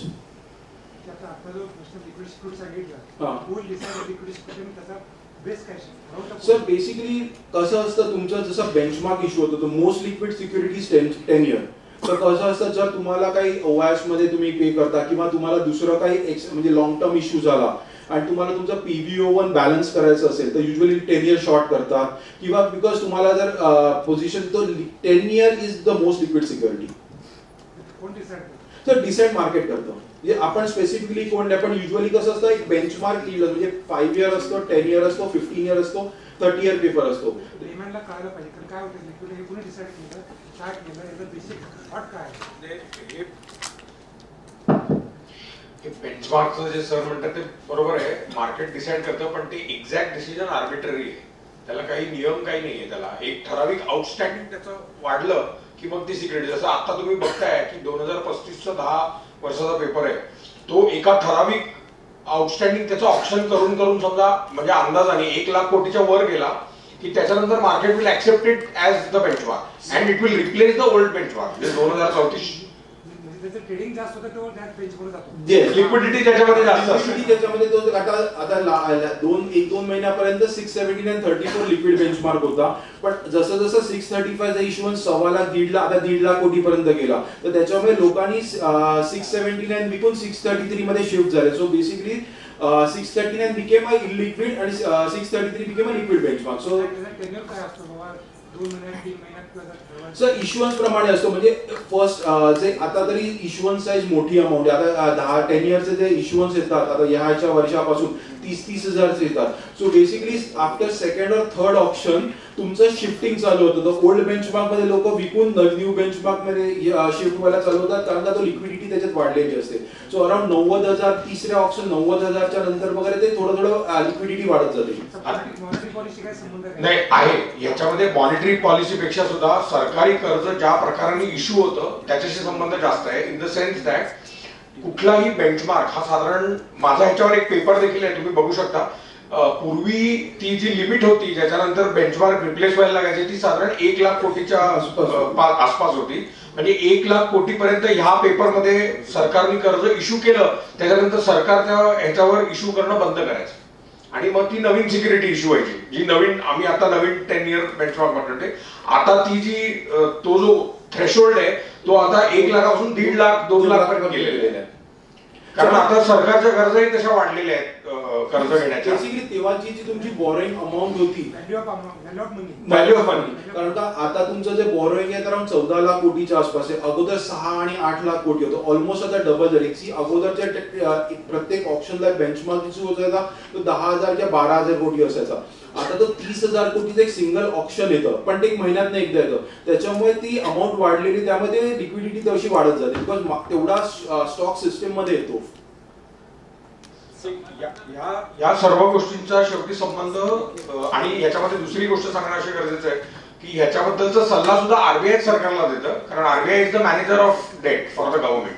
So कधी कुठली सिक्युरिटी कशाने रिप्लेस करायची आणि टेनर काय असेल त्याचा जे सर प्रश्न विचारत होते ते सगळ्या प्रश्नांचा उहापोह आरबीआय आणि सेंट्रल गव्हर्नमेंट इन कन्सल्टेशन करून मग ते केलं जातं आणि त्याच्यानंतर गुरु सर म्हणतात तसं मार्केट मग त्याला ऍक्सेप्टन्स देतं की हा बेंचमार्क आहे आणि आता ते कळतच एनिवे कारण पहिलं तुम्ही लिक्विडिटी बघितल्यानंतर तुम्हाला कळेल की ह्या सिक्युरिटीमध्ये त्याचा व्हॉल्यूम बघाल तर त्याच्या आणि नेक्स्ट मध्ये ऑलमोस्ट 50 to 60% फरक असतो ट्रेडिंग व्हॉल्यूम मध्ये. इव्हन सर्टन टाइम हा सुद्धा 10 ते 20,000 कोटी सिंगल पेपर झाला असेल तर तिथे हार्डली 1,000, 2,000, 3,000 कोटी असतो.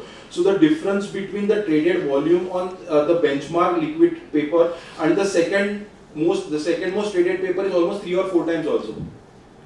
हॅलो सर ह्याच्यावरती सप्लाय फॅक्टर कन्सर्न करतो का? सॉरी जर म्हणजे आता नवीन सिक्युरिटी 633 नवीन सिक्युरिटी आली इनिशियली तर सप्लाय फार कमी होता नंतर समजा एक 80,000-90,000 करोड झाल्यानंतर सप्लाय ऑटोमॅटिकली वाढतो. पण डीलरची जी टेस्ट आहे जुन्या बेंचमार्क वरून नवीन बेंचमार्क शिफ्ट होतात. सर मी आता तेच म्हटलं It is की जसं right. तुमचा 90,000 तिसरा इश्युअन्स नंतर 90,000 किंवा 1,20,000 झाल्यानंतर हा दिस बिकम्स मोर लिक्विड आणि तो हळूहळू शिफ्टिंग होतो, कारण का तो हा आता एक्झॅक्टली 10 इयर पेपर झालाय, तो 9 वर्षाचा होतो. कारण का स्टार्टिंग ऑफ द इयरला आपण तो 9-10 वर्ष जानेवारी फेब्रुवारी तेवढा होतो, पण आता कसा हा एक्झॅक्ट 10 इयर पेपर होतो. सो त्याच्यामुळे तो आणि लिक्विडिटी सप्लाय आल्यामुळे ह्याच्या लोकांमध्ये फ्रेश सप्लाय ह्याच्यात जास्त येतो. 679 चा सप्लाय बंद होतो, 633 चा सप्लाय वाढला, त्याच्यामुळे ह्याच्यात लोकांकडे लिक्विडिटी जास्त आहे. सो ट्रेडेबिलिटी त्याच्या पेपरमध्ये जास्त होते. सो अगदी तांत्रिक दृष्ट्या जर विचार केला आपण तर कुठली सिक्युरिटी फिक्स्ड इन्कम मार्केटमध्ये इश्यू झाल्या तो एक्झॅक्टली 10 वर्षाचा राहत नाही. खरं म्हणजे जर का आपण गणिताने बघायला गेलो तर राहत नाही. पण सर जे म्हणतात की गणित नुसतं बघून चालत नाही. मार्केट कन्व्हेन्शन काय की साधारणपणे 9.5 वर्षाच्या वरती ज्याचं टेनर शिल्लक असेल तो 10 वर्षाचा धरून चाललेला असतो. त्यामुळे ह्याचं पण टेनर अर्थातच जास्त आहे, कारण नवीन सिक्युरिटी आहे, त्यामुळे मग मार्केट त्याला प्राधान्य जास्त नाही. आता आपण फक्त बेंचमार्क संदर्भातच बोलतो, पण काही वेळेस मागच्या काही दिवसांमध्ये आपण असं पण बघितलं 25-30 इयर्सचे पेपर पण आहेत. नेक्स्ट टू लिक्विड पेपर बरोबर त्यापर्यंत ट्रेड होत होत्या, मग त्यांचीही लिक्विडिटी जास्त होती पण त्याच्यामध्ये स्प्रेड जास्त होता.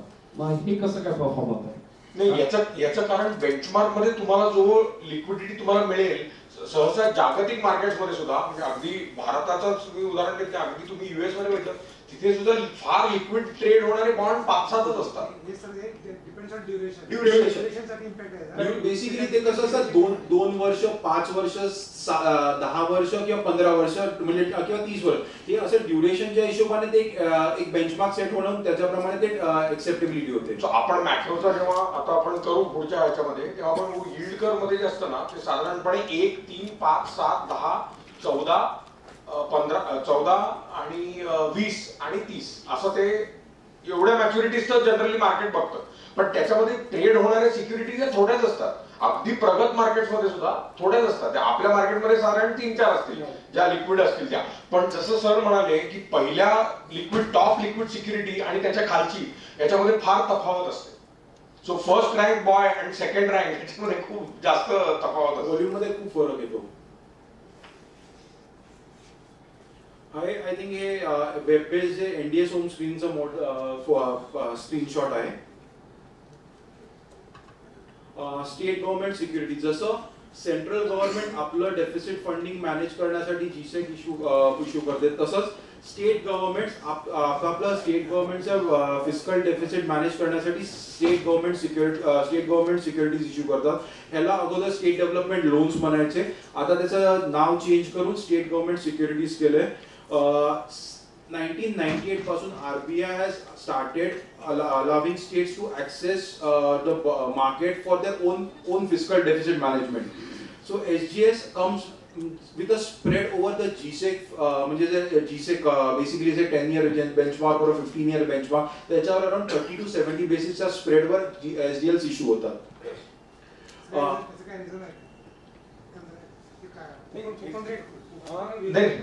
नाही एसजीएस मध्ये थोडासा म्हणजे ऑफिशियली नाहीये पण थोडासा क्रेडिट प्रीमियम पण असतो, पण इट इज नॉट ऑफिशियल. स्टेटचं काही क्रेडिट रेटिंग होत नाही. थोडा हाय प्रॉफिट म्हणजे ते आता सर त्याच्या एंट्री आणि एक्झिटवर आहे तुमच्या. ऍक्च्युली बघायला गेलं तर सर जास्त सांगू शकतील तुम्हाला माझ्यापेक्षा, पण तो जो डिफरन्स आहे रेटचा that is slightly because market prices in the credit risk. It is not official. त्याला रेटिंग काही नाही, म्हणजे कंपनी रेटिंग नाही करत. Basically all are both are like central government state government सिक्युरिटीचा सर्व्हिस बाय RBI. तुम्हाला जे इंटरेस्ट येईल ते RBIच्या ह्याच्यात नाही. Calculation is 30/360. फक्त एक स्टेटचं इंडिव्हिज्युअल फायनान्सेसच्या हिशोबाने सेंट्रल गव्हर्नमेंटच्या हिशोबाने तो एक प्रीमियम येतो तुम्हाला. स्टेट टू स्टेट व्हेरी होतो. याच्यामध्ये दुसरा एक सगळ्यात सोपा मुद्दा म्हणजे central government has the authority to print money. So its debt, it will never default on its debt. So there is no credit risk. See, even state आपण ज्याला रिस्क फ्री म्हणतो, रिस्क फ्री सेंट्रल गव्हर्नमेंटला risk free म्हणतो, पण SGS ला risk free नाही म्हणत. SGR is non SLR. याला रिस्क फ्री म्हणतो कारण इथे सरकारचं काही फायनान्सेस मध्ये समजा इम्बॅलन्स झाला तर government can print money and it can pay you back. That authority SDL does not have. So that premium has to be priced in for the market.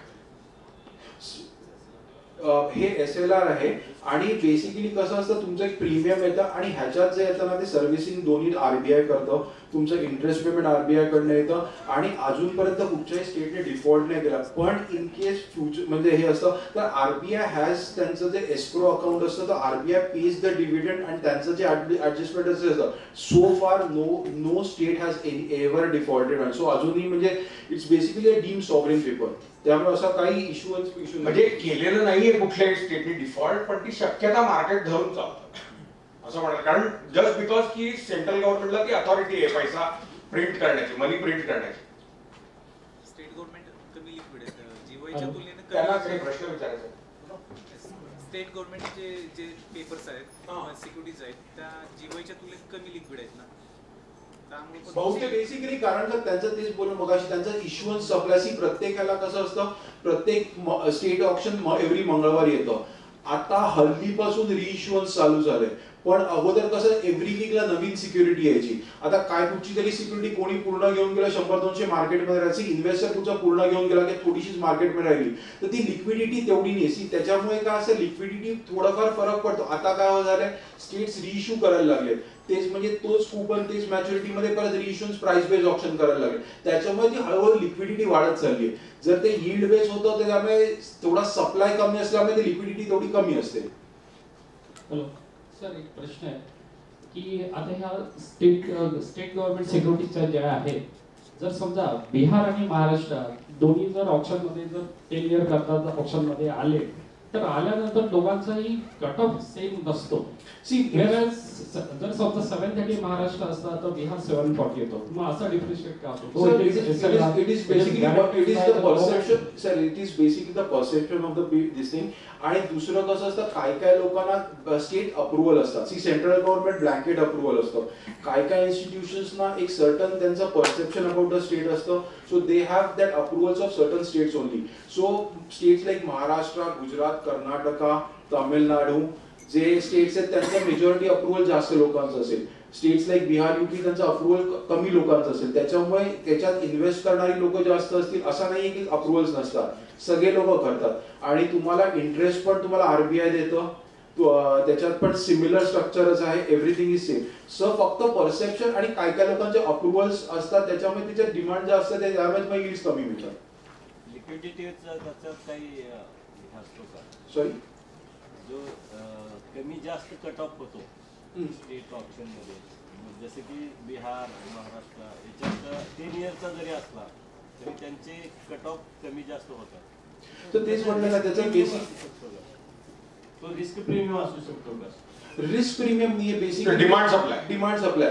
कसं असतं, आता 10 लोकांचं बिहारमध्ये अप्रुव्हल असेल आणि 20 लोकांचं महाराष्ट्रामध्ये असेल तर 20 लोक महाराष्ट्रामध्ये टाकतील थोडंसं अग्रेसिव्ह, तर मला पाहिजे तर थोडं आणखी कमी टाकतील.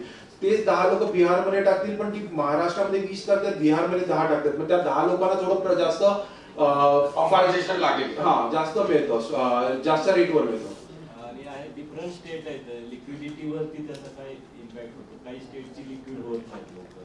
सो असं काही नाही, आजकाल तुम्ही बघितलं तर सगळे स्टेट होतात. जसे महाराष्ट्राचे लवकर लिक्विड होतं नाही, असं काही नाही. आता तुम्ही परवा बघितलं तर वेस्ट बेंगॉलचे जे आले जे हाय यील्डिंग येतात आजकाल, ते हाय यील्डर्स आर ट्रेडिंग बेटर दॅन जे अग्रेसिव्हली येतात. तर तुमचं एक्झाम्पल सांगतो, गुजरात जे येतं it comes at a very aggressive level. मग लोक काय विचार करतात, जर मला गुजरात 7.25 ला मिळतोय आणि तोच मला कर्नाटका किंवा तुम्ही बिहार म्हणाला तर मला 7.40-45 आहे, मला रिटर्न 15 बेसिसचा फरक आहे. पण दोन्ही ह्याला RBI सर्व्हिस करणार. जर मला HTM किंवा ह्याच्यात ठेवायचं आहे तर दोन्ही ह्याला मला RBI सर्व्हिस करणार, तर मी बिहार घेऊन ठेवीन, मला रिटर्न 7.40चा मिळेल, मला 15 बेसिसचा फायदा आहे. म्हणजे सेम टेलर जरी असला तरी फक्त डिमांड सप्लायची आहे.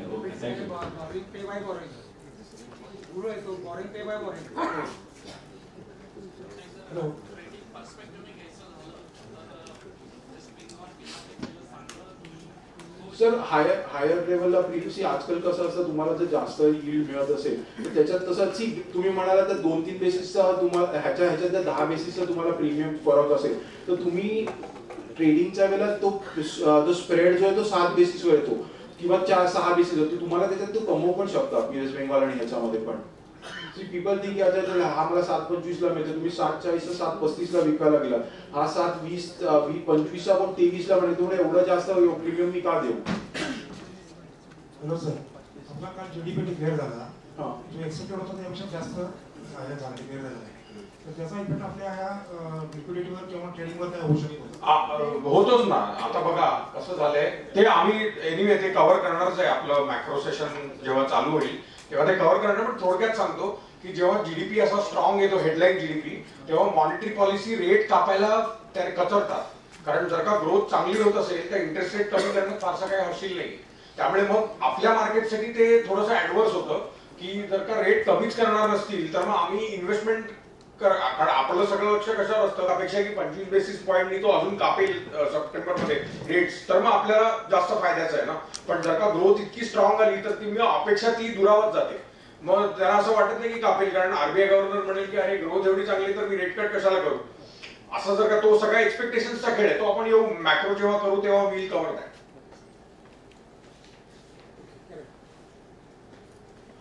ही बेसिकली एनडीएस होम स्क्रीन एसजीएसची स्क्रीनशॉट आहे, सिमिलर टू जीसेक आहे. फक्त इकडे कसं होतं, तुमचे सिक्युरिटी स्टेट वाईज येतात, मॅच्युरिटी वाईज येतात.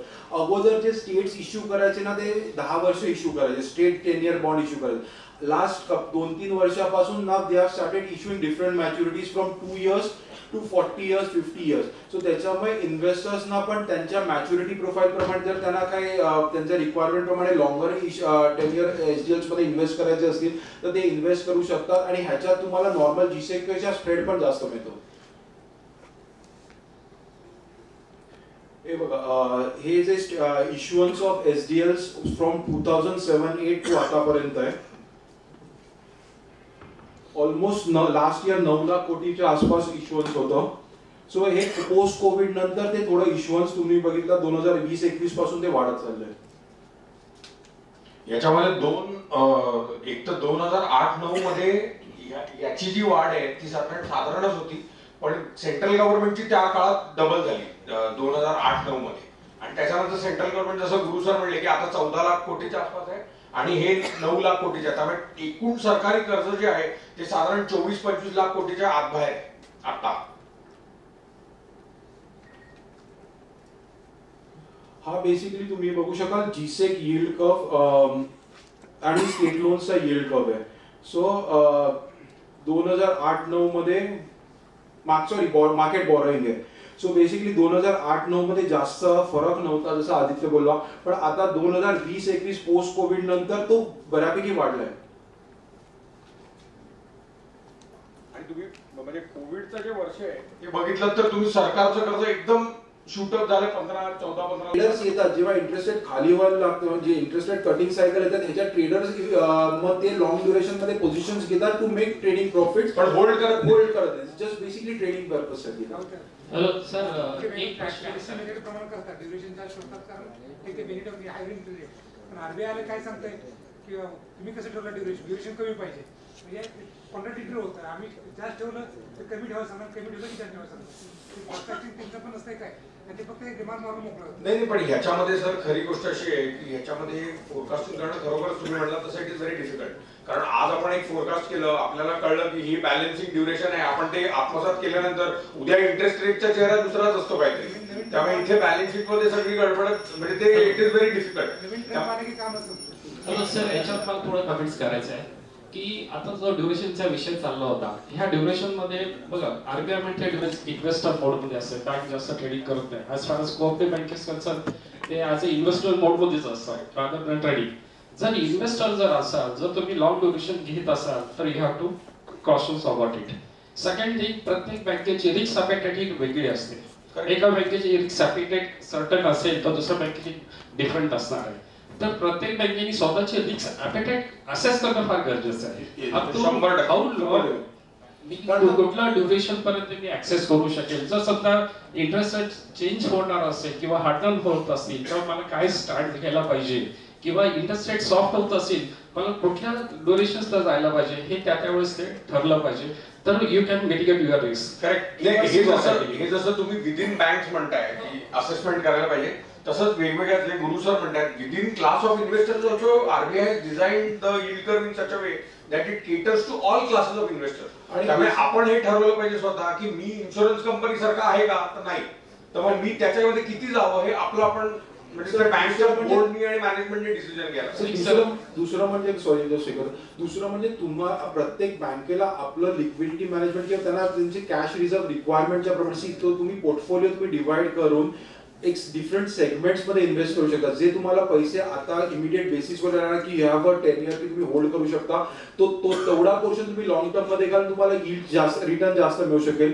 जे तुम्हाला वाटणार आहे तुम्हाला लिक्विडिटी लागणार आहे किंवा पैसे गरज पडणार, सो तो तुम्ही ट्रेजरी बिल्स किंवा शॉर्ट टर्म जीसे किंवा 3-5 इयर सेगमेंट मध्ये घालून सो तुम्ही बेसिकली प्रत्येक आपापल्या प्रोफाईल प्रमाणे तुम्ही ते सेगमेंटेशन करून तेवढा तुम्ही इन्व्हेस्टमेंट करू शकता. It's not putting all eggs in one basket. So segment wise तुम्ही इन्व्हेस्ट केलं तर you will have the duration पण ऍडजस्ट होईल आणि तुम्हाला तर रिटर्न पण तसं ऍडजस्ट होऊन जाईल.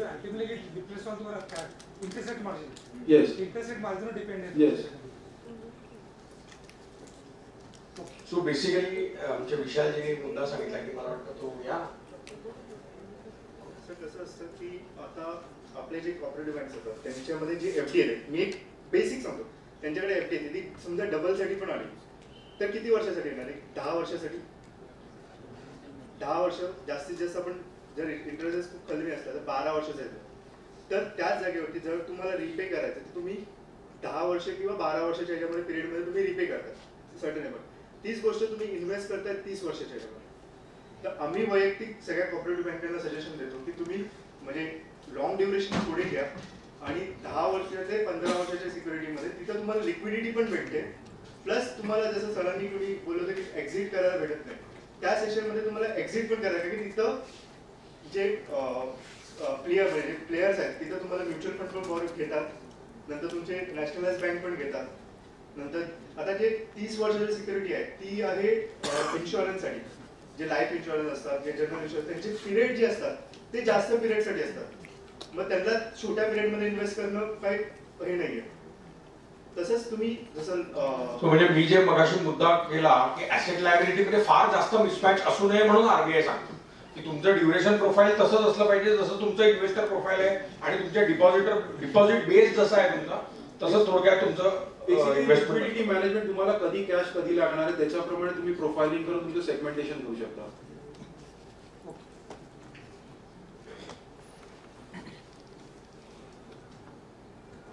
बेसिस एक एवरेज स्प्रेड है तो जो 10 ईयर जीसे वर्सेस 10 ईयर एसडीएल्स है.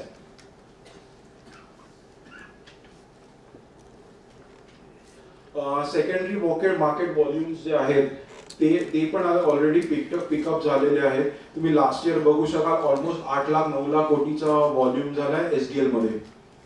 So SDLs is also getting demand आणि पिकअप होत आहे. आणि ह्याच्यात कसं आहे मेन आता काय झालंय ईपीएफओज आणि जे प्रॉव्हिडंट फंड्स आहेत त्यांचं अगोदर कसं इन्व्हेस्टमेंट पॅटर्न कसं होतं 30% जीसेक मध्ये टाका 15% एसडीएल मध्ये टाका. आता त्यांचं जे मर्ज झाल्यामुळे 45% पर्यंत ते लोक इन्व्हेस्ट करू शकतात जीसेक आणि एसडीएल कंबाईन मुळे. So the majority of their investment comes in to SDL because the return is higher there. आणि त्यांना पण एक एलॉंगेटेड अगोदर कसं 10 वर्ष होतं तर त्याच्यामुळे त्यांच्या मॅच्युरिटी प्रोफाईलला मॅच होत नव्हतं. आता जे 30 वर्ष आणि 40 वर्षाचे एसडीएल्स इश्यू होत आहेत so they are matching their investment profile also. They are getting a spread also. त्याच्यावर जो स्प्रेड मिळतोय त्याच्यामुळे त्यांचे इन्व्हेस्टमेंट त्याच्यात वाढलेले आहेत.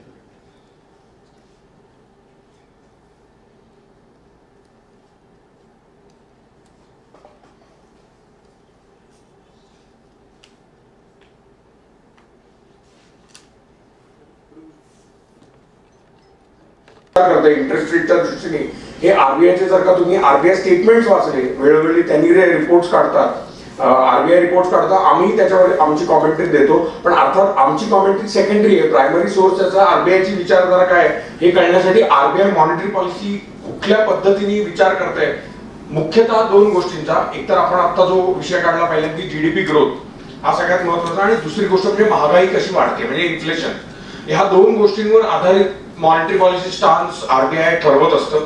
त्याच्यामध्ये मग त्याच्या अनुषंगाने बऱ्याच गोष्टी येत असतात जसं US डॉलरची काय पोझिशन आहे, ऑइल कुठे आहे, क्रूड ऑइल कुठे जाणार आहे, हे सगळं जर का तुम्ही बघितलं तर आरबीआय वर्षामध्ये 6 वेळेला MPC मीटिंग घेतं. मॉनिटरी पॉलिसी मीटिंग 6 वेळेला होते, 2 महिन्यातनं एकदा होते.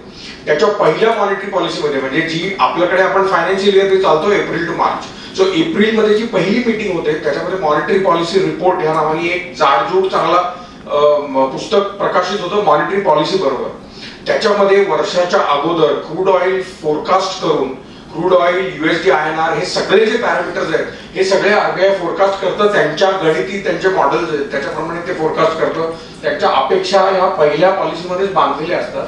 त्याची रिव्हिजन जर का करायची झाली, कारण अर्थातच पहिली पॉलिसी आणि नंतर दुसरी पॉलिसी साधारण सप्टेंबर अंत किंवा ऑक्टोबरच्या पहिल्या आठवड्यात होते, त्यावेळेला जर का RBIला वाटलं की नाही हे क्रूड ऑइल प्राइसेस फार जास्त आपल्या व्ह्यू पासून डायव्हर्जंट होत आहेत, तर मग ते रिव्हिजन करतात त्याची आणि परत एक MPR काढतात.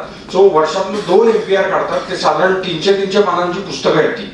त्याच्यामध्ये RBIचं सगळं जे काही त्याचे विचार आहेत ते सगळे त्याच्यामध्ये मांडलेले असतात. रिसर्च त्याच्यामध्ये मांडलेला असतो वेगवेगळ्या विषयांवरचा, जसं करन्सी आहे, कॅश आहे, अमुक तमुक सगळ्या गोष्टींचा त्याच्यामध्ये आढावा घेतलेला असतो. पण जे स्टान्स आहे पॉलिसी, जो पवित्र आहे त्या रिसर्चवर आधारित केलेला, तो त्यांच्या MPC स्टेटमेंटमध्ये तुम्हाला वाचायला मिळेल. जे वेगवेगळे त्यांचे MPC, 6 मेंबर आहेत MPCचे, मुख्य करून RBI गव्हर्नर, 2 डेप्युटी गव्हर्नर्स किंवा 1 डेप्युटी गव्हर्नर आणि एक्झिक्युटिव्ह डायरेक्टर, आणि 3 जे मेंबर आहेत ते एक्सटर्नल मेंबर्स आहेत. ते बाहेरच्या कुठल्या मोठ्या शैक्षणिक संस्था जसं IIM अहमदाबाद असेल किंवा NIPFP असेल, आता NCAERच्या पण मॅडम आलेल्या आहेत, पूनम गुप्ता मॅडम, त्या पण अशा मोठ्या मोठ्या ज्या आपल्याकडे थिंक टँक्स आणि रिसर्च इन्स्टिट्यूशन्स आहेत त्यांच्यामधनं किंवा जे त्यातले एक्सपर्ट्स आहेत इंटरेस्ट रेट्सवरचे आणि फिक्स्ड इन्कम मार्केट्सवरचे, मॅक्रो इकॉनॉमिक्सवरचे, त्या लोकांना त्या ह्याच्यामध्ये आमंत्रण दिलं जातं. आणि ती 6 मेंबर्सची कमिटी आहे जे एक्सपर्ट्स हे ठरवतात की आता इंटरेस्ट रेट्सची पुढची जी वाटचाल आहे ती कशी झाली पाहिजे. त्याच्याबरोबर आपल्याला बऱ्याचशा गोष्टी त्या ह्याच्यामधनं अंदेशा आपल्याला होऊ शकतो की आता इंटरेस्ट रेटच्या कुठल्या सायकलमध्ये आपण आहोत आणि ट्रेजरीच्या लोकांना त्याचा खूप फायदाही होऊ शकतो. अर्थातच because we are living in a real dynamic, जे आपण प्रत्यक्ष जे करत असतो ते कुठल्याही गोष्ट स्टॅटिक राहत नाही कधी. त्यामुळे जरी ते विचार आपण MPC मध्ये ऐकले तरी 2 महिन्यांनी आपल्याला कळलं की आता सगळं बदललेलंच आहे. कधी कोण एक्सपर्ट मेंबर येऊन टीव्हीवर काय कॉमेंट देतो, काय करतो, त्याचे विचार जे आधी मांडलेले असतात त्याच्यापासून अगदी फारकत झालेली असते.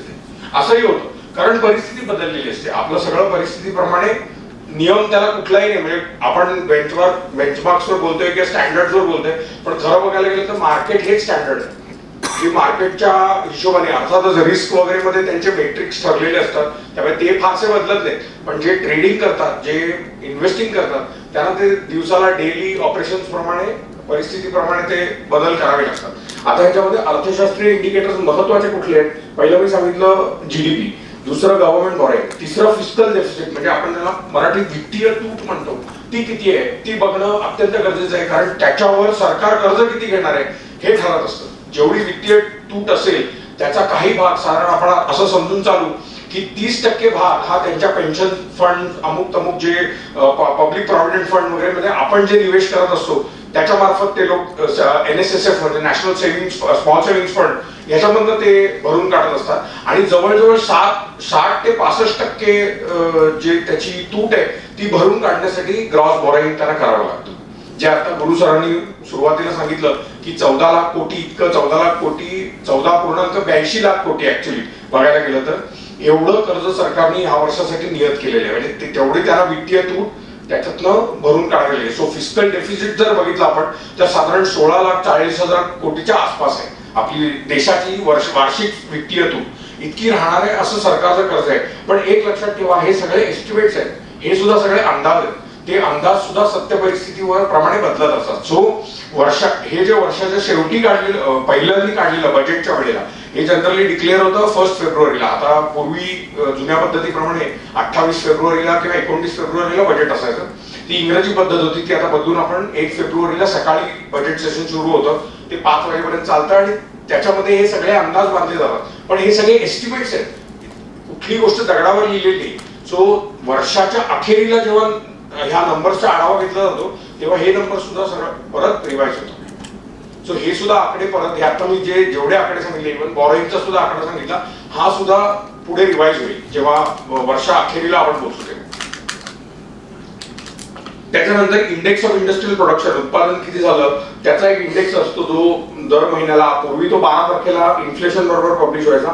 आता डेटा मिळण्याची सुविधा झाल्यामुळे तो आता 28 तारखेला होतो. आता आलेला आहे तो साधारणपणे 3.5 दशमलव एवढा 3.5. तर आता 28 तारखेला तो रिलीज झालेला आहे. तर तो झाला, त्याच्यानंतर जीडीपी झाला. हे सगळे जे इंडिकेटर्स आहेत हे सगळे आरबीआय ट्रॅक करत असतं, जरी त्याचा मुख्य इंडिकेटर हा महागाई आहे. आता आपण त्याच्यावर येऊच की आरबीआयचं सुद्धा जे एकंदर मानसिक त्याचं जे हे आहे ते फ्रेमवर्क कसं बदललेलं आहे त्याच्याकडे पण आपण येऊ. त्याच्यानंतर कॅपिटल फ्लोज किती आले हे लार्जली FI FDI वर अवलंबून असतं, कॅपिटल इंटरनॅशनल कॅपिटल फ्लोज. कारण आपला डॉलरचा जसा डॉलर आणि रुपी आपण बघतो, डॉलरला जागतिक ह्याच्यामध्ये DXY ट्रॅक करत असाल तुमच्यापैकी बरेचसे लोक करतही असतील. ते इंटरनॅशनल करन्सीसाठी ठीक आहे, पण आपण जे जास्त करून बघत असतो ते USD INR बघत असतो, म्हणजे रुपी डॉलर रेट कसा चाललेला आहे आजच्या तारखेला. तर ते कशावर अवलंबून असतं, बाहेरच्या लोकांची ॲपिटाईट काय आहे इंडियाला धरून, प्लस इंडियाचे स्वतःचे मॅक्रो फंडामेंटल स्ट्रॉंग आहेत का वीक आहे, ते सशक्त आहेत का नाही आहेत, याच्यावर सुद्धा रुपीची ताकद अवलंबून असते. सो रुपी घसरला किंवा वर गेला, आणि नेहमी लक्षात ठेवा अर्थशास्त्राच्या नियमाप्रमाणे रुपयाची घसरण काही नेहमीच वाईट नसते, बरेचदा ती फायदेशीरच असते. कारण याचं कारण रुपया घसरला म्हणजे आपले जे एक्सपोर्ट्स आहेत, आपण इथे जे उत्पादन करतो ते बाहेरच्या जगासाठी स्वस्त होतं, म्हणजे त्याची डिमांड त्या हिशोबाने वाढत जाते. त्यामुळे नेहमीच ती घसरण वाईट असते असा प्रकार नाही. अगदी मार्केटच्या ह्याच्याप्रमाणे फारच जास्त एका दिवसामध्ये खूप घसरायला लागला तर आरबीआय विल स्टेप इन आणि ते इंटरव्ह्यू करून ते रोखतं ते आपल्या ह्याच्याप्रमाणे. कारण आपल्याकडे आता रिझर्व्ह पुष्कळ झालेले आहेत, जवळजवळ 600 बिलियनच्या वरती आपल्याकडे डॉलर रिझर्व्ह झालेले आहेत, त्यामुळे तोही भाग त्याच्यामध्ये आहे. अर्थातच बॅलन्स ऑफ ट्रेड कसा आहे, आपण किती विकतोय बाहेर आणि किती विकत घेतोय, एक्सपोर्ट इम्पोर्ट. त्याच्यानंतर मनी सप्लाय किती, आपला टोटल लिक्विडिटी सिस्टम मध्ये किती आहे, टोटल ब्रॉड मनी सप्लाय किती आहे, म्हणजे एकंदर पैशाची आवक जी आहे मार्केटमध्ये ती किती आहे, डिपॉझिट बेस प्लस कॅश, थोडक्यात म्हणजे डिफाईन करायचं झालं तर करन्सी सर्क्युलेशन आणि डिपॉझिट्स ते किती आहे. इन्फ्लेशन डेटा, अर्थात मी पहिल्यांदाच सांगितलं की महागाई ही सगळ्यात महत्वाची गोष्ट आहे आता आरबीआयसाठी. कारण आरबीआयने 2016 मध्ये जे फ्रेमवर्कच्या बाबतीत मी बोलत होतो, 2016 मध्ये RBI has become an inflation targeting central bank. So आता आरबीआय समोर सिंग्युलर टार्गेट इज इन्फ्लेशन. सगळ्यात महत्वाची कामगिरी आरबीआयची ही आहे की महागाई एका विशिष्ट दराच्या वर गेली नाही पाहिजे आणि एका विशिष्ट दराच्या खाली गेली नाही पाहिजे. अर्थातच ग्लोबल इंटरेस्ट रेट सिनारिओ तर बघतोच, आणि याच्यामध्ये ग्लोबल मध्ये सगळ्यात महत्वाच्या ज्या 4 बँक्स आहेत, सगळ्यात पहिले US फेड म्हणजे FOMC, ते काय करणार त्यांची आता मार्केटची अशी अपेक्षा आहे की सप्टेंबर मध्ये 50 बेसिस पॉईंट किंवा 25 बेसिस पॉईंटचा एक रेट कट होईल. तसं जर का झालं तर सगळ्यात सेंट्रल बँकसाठी तो एक सिग्नल असेल जागतिक सेंट्रल बँकचा. दुसऱ्या ज्या 3 बँका आहेत, bank of Japan, bank of England आणि ECB म्हणजे युरोपियन सेंट्रल बँक, या 4 महत्वाच्या बँक्स आहेत. या बँक्सचे रेट डिसिजन जनरली सगळे ट्रेडर्स ट्रॅक ठेवत असतात की या 4 बँकांमध्ये काय चाललेलं आहे. अर्थातच आपल्या इथे राष्ट्रीय म्हणजे डोमेस्टिक लिक्विडिटी सिनारिओ कसा आहे ते बघणं फार गरजेचं आहे. पैसे जास्त आहेत सिस्टम मध्ये का कमी आहेत, कारण तुमचे शॉर्ट टर्म रेट्स त्याच्यावर अवलंबून असतात, मुख्यत्वे करून कॉल रेट. आणि त्याच्याकडेही आपण पुढे येऊ की रिपो रेट जसा आरबीआय MPC ठरवत असतं तसं ते जरी ठरवत असलं तरी तो पॉलिसी रेट आहे, जो टार्गेट रेट